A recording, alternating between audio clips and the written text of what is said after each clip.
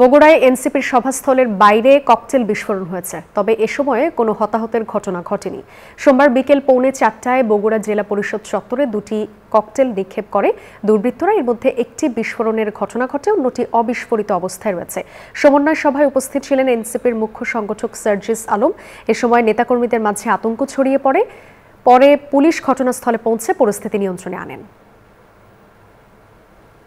রাজপথ থেকে উঠে আসা একটা রাজনৈতিক দল, এখানে আপনি সাউন্ড গ্রেনেড, ককটেল, হামলা মামলায় এগুলো দমন নিপীড়ন করে এনসিপিকে কখনোই দাবায় দিতে পারবে না। আওয়ামী লীগ পালিয়ে গেছে, কিন্তু তাদের দোসরগুলো এখনো আছে এবং তাদের যে দালালগুলো আছে তারা এখনো আছে, এবং আওয়ামী লীগকে পুনর্বাসন করার যারা দায়িত্ব কাঁধে তুলে নিয়েছে তারা এই ঘটনাটি ঘটিয়েছে বলে আমরা মনে করি।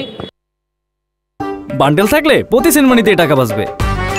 বিকাশ সেনমানি বান্ডেল কিনে জিতুন প্রতি লেনদেনে।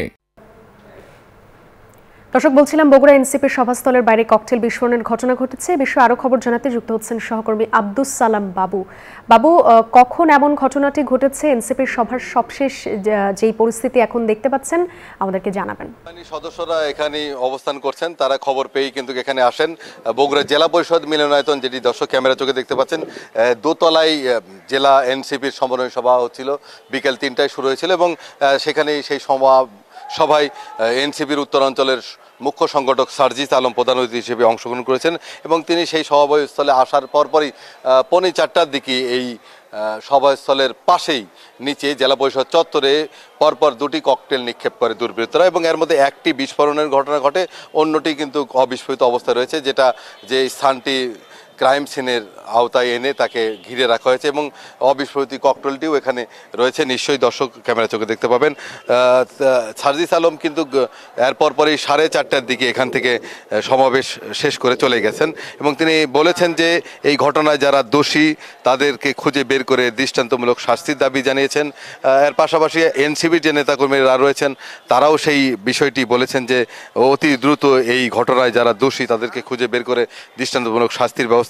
যেহেতু জেলা পরিষদ মিলনায়তন এই চত্বরের পাশেই সেই মিলনায়তনে সভা হচ্ছিল, সভার স্থলের পাশেই এই ককটেল বিস্ফোরণের ঘটনায় নেতাকর্মীদের মাঝে কিন্তু আতঙ্ক ছড়িয়ে পড়েছিল এবং সব মিলিয়ে সাথে সাথে নেতাকর্মীরা নেমে আসে এবং কোনো হতাহতের ঘটনা না ঘটলেও সাধারণ নেতাকর্মী সহ স্থানীয়রা কিন্তু আতঙ্কিত যে এরকম একটা সভাস্থলে এরকম একটা নিরাপত্তা বেষ্টনী এলাকায় জেলা পরিষদ চত্বরে ককটেল বিস্ফোরণের ঘটনা ঘটলো, যেটা তারা দ্রুত এই ঘটনায় যারা দোষী তাদেরকে গ্রেপ্তার করে দৃষ্টান্তমূলক শাস্তি দাবিছেন সার্জিস আলম সহ এনসিপির নেতাকর্মীরা। এই ছিল বগুড়া থেকে সর্বশেষ।